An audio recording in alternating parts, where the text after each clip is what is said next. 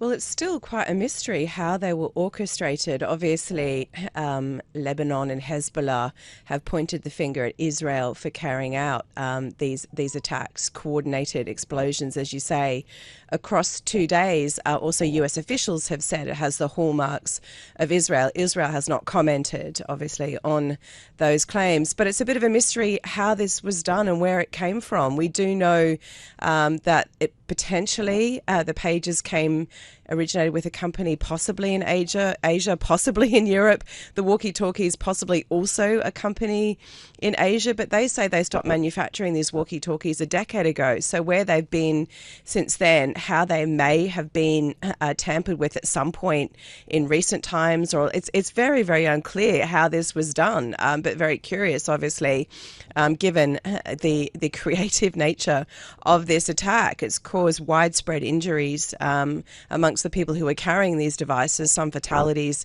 as you say. How far back the planning went on this, how it was orchestrated, where along the supply chain these devices were sort of tinkered with, or whether they weren't, and it was sort of, again, just using some kind of signal from afar. But it's all very curious how it was done. Again, the accusation seems to be very much that this has the fingerprints of Israel on it.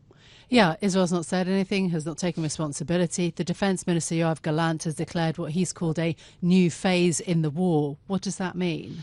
Well, this is part of the recent rhetoric from Israel, which is about returning residents to the northern areas of the country. Obviously, the fighting that's been going on with Hezbollah, the skirmishes, the daily exchanges of fire have displaced quite a few people in the north of Israel. They've moved out for safety's sake. And Israel is saying they want them to move back. And that's really, obviously important for the people who've been living there, but also it does raise the tension again with Hezbollah. It's very much saying that they see the north of Israel as part of this kind of broader potential war, and that they're very much going to work to safeguard the north of Israel. And that's just going to raise those concerns we've been talking about for quite some time now, that this war might spread further from Gaza, and you'll have Israel fighting properly on two fronts.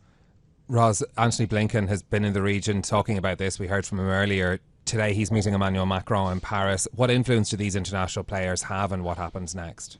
Well, that is the big question, because we've seen people trying for many months now to negotiate a ceasefire in Gaza between Israel and Hamas, are stuck on very fundamental issues over the purpose of this ceasefire, let alone all the details involved. And that's been a multi-country, multi-month effort that doesn't seem to have really gotten anywhere still. And that's involved not just the US, but also countries like Qatar and Egypt, also countries in the G7 like France, pushing very heavily and getting sort of resistance on both sides. The question is, for want of a better word, how do you incentivize Israel and Hamas to get to a ceasefire? Is it the carrot or is it the stick? Is it a combination of both? What influence does the US really have here? Because we're coming into the US election cycle. It's a really difficult one.